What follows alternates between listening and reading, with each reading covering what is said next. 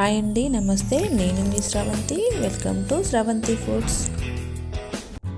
ఈరోజు మన వీడియోలో చూడబోయే రెసిపీ వచ్చేసి సింపుల్ అండ్ ఈజీగా ఆలూతో చేసుకునే ఒక మంచి రెసిపీని చూపించబోతున్నాను. ఈ ఆలూతో చేసుకునే రెసిపీ చాలా టేస్టీగా ఉంటుంది. పిల్లలు కూడా చాలా ఇష్టంగా తింటారు. ఈ రెసిపీని బ్రేక్ఫాస్ట్గా అయినా చేసుకోవచ్చు, స్నాక్స్గా అయినా చేసుకోవచ్చు. ఈ రెసిపీని చట్నీ లేకుండా కూడా తినవచ్చు, అంత టేస్టీగా ఉంటుంది. నేను ఇక్కడ 400 గ్రామ్స్ వరకు పొటాటోస్ని తీసుకున్నాను. వీటిపై ఉన్న పొట్టును తీసుకొని నీట్గా కడుక్కోవాలి. తర్వాత ఇలా చిన్నగా కట్ చేసుకోవాలి.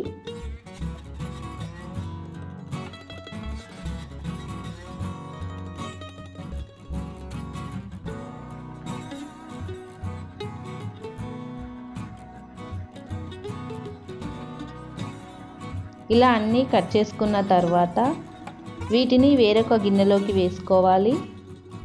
ఈ గిన్నెను స్టవ్ పై పెట్టుకొని పొటాటోస్ మునిగే వరకు వాటర్ పోసుకోవాలి. ఇలా వాటర్ పోసుకున్న తర్వాత మెత్తగా ఉడికించుకోవాలి. మధ్య మధ్యలో కలుపుతూ మెత్తగా ఉడికించుకోవాలి. చూడండి, ఈ విధంగా మెత్తగా ఉడికించుకోవాలి. ఇప్పుడు వీటిని వేరొక ప్లేట్లోకి వేసుకోవాలి. తర్వాత వీటిని ఇలా గరిటెతో మెత్తగా అనుకోవాలి.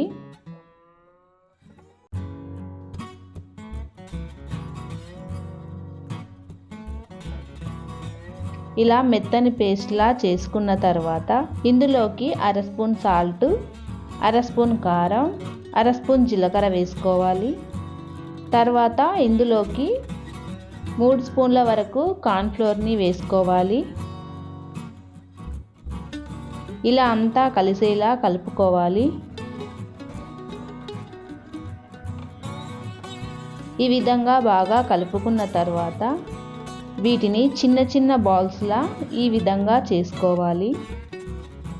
ఇలానే అన్నీ చేసుకోవాలి. ఈ విధంగా అన్నీ చేసుకున్న తర్వాత స్టవ్ పై కడాయి పెట్టుకొని డీప్ ఫ్రైకి తగ్గట్టు ఆయిల్ వేసుకోవాలి.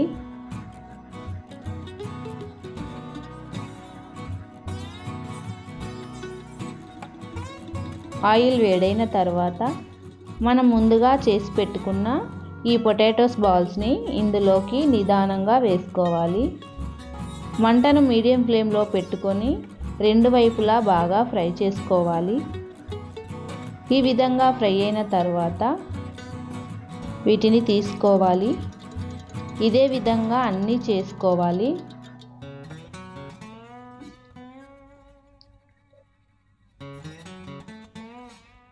అంతే అండి, ఎంతో ఈజీగా చేసుకునే ఈ పొటాటోస్ బాల్స్ రెసిపీ మీకు నచ్చినట్లయితే మీ ఫ్యామిలీ అండ్ ఫ్రెండ్స్కి షేర్ చేయండి. తప్పకుండా మన ఛానల్ని సబ్స్క్రైబ్ చేసుకోండి.